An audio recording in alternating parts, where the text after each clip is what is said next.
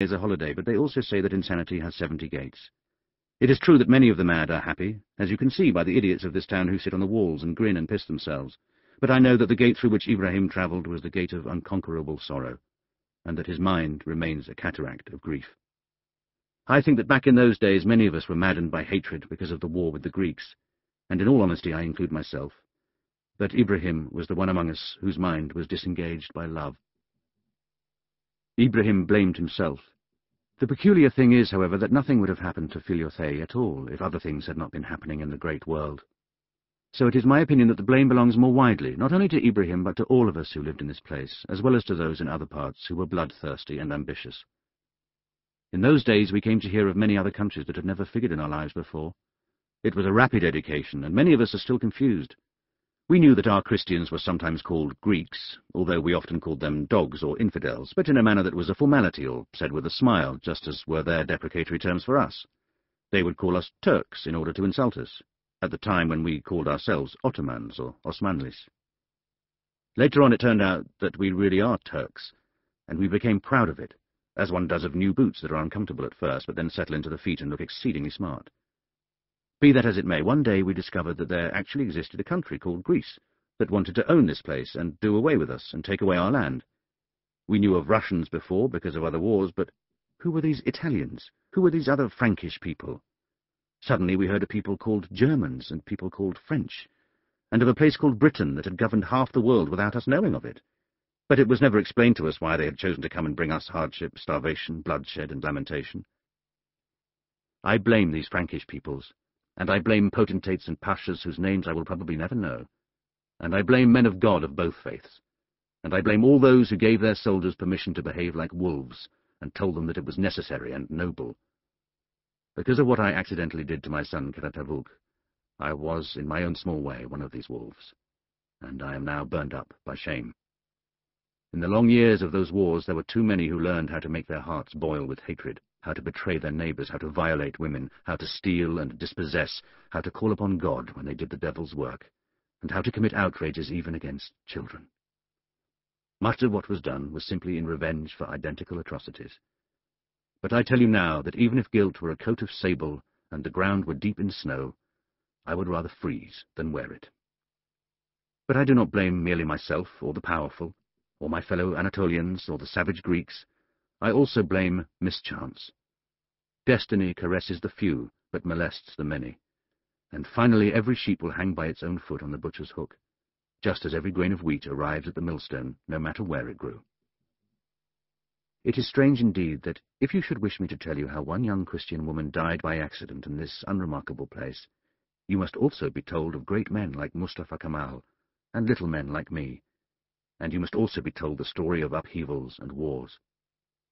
To speak selfishly, let me say that what remains with me and hurts me after the memory of the cruelty and unreason has been laid aside is the pain of having maimed my favourite son, Cataclysmic. I will always be pained by the manner of his wounding because I brought it on him by my own hastiness, and this after he had managed to survive 8 years of war unscathed. Since those times of whirlwind, the world has learned over and over again that the wounds of the ancestors make the children bleed. I do not know if anyone will ever be forgiven, or if the harm that was done will ever be undone. Enough of this, however. The story begins, and he who slaps his own face should not cry out.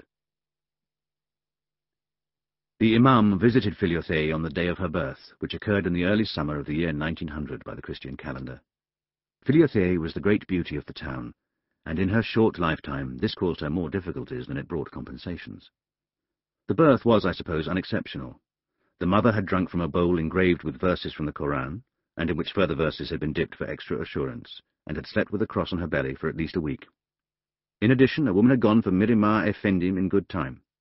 Mirimah Effendim was our midwife in those days, and no one was more deeply versed in the arts of birth. Her mother and grandmothers had been our midwives since the first counting of time, and all of us had arrived safely thanks to them. Philothei came into this world when the southern wind was bringing lewd thoughts and insomnia from Arabia. I remember this because I myself was unable to sleep, partly because of the restlessness of my wife and children upon the floors and divans, and partly because of the dogs outside that had set up a howling in unison with the shrieks of the mother of Philothei. Even out in the courtyard, wrapped in my cloak, I lay sleepless, looking at the stars, and so, finally, I decided to walk about the houses. I was unable to resist walking towards the sounds of the parturition, and I passed the window of the Christian schoolmaster, Leonidas Effendi, who was writing furiously by the stinking light of a wick floating in a bowl of olive oil. This teacher was a bad character, stirring up trouble. In those days all of us spoke Turkish, but those who could write did so in the Greek script.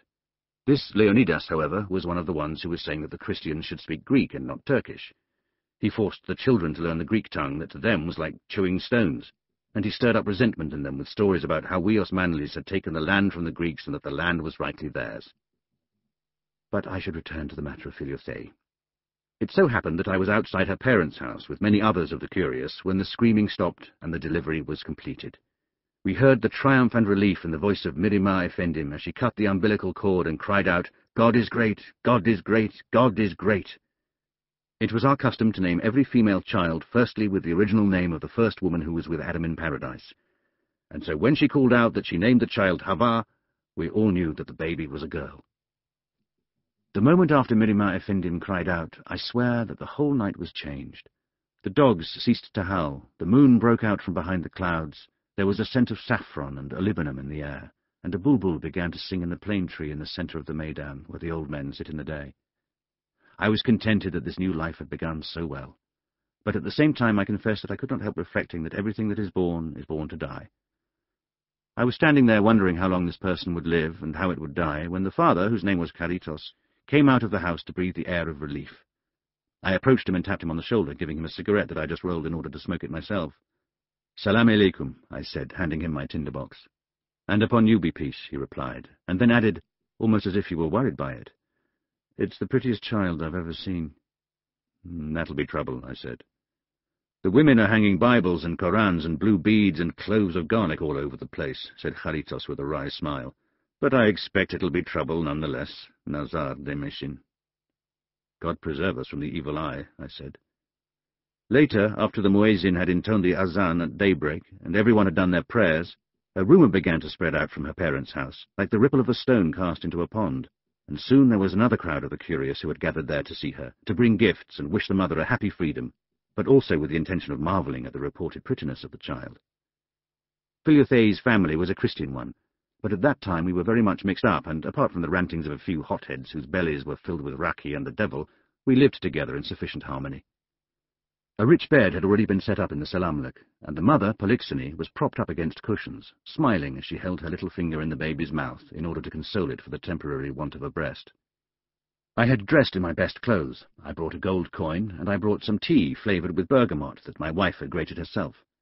I duly inspected the child and exchanged further pleasantries with Karitos, the father of the child.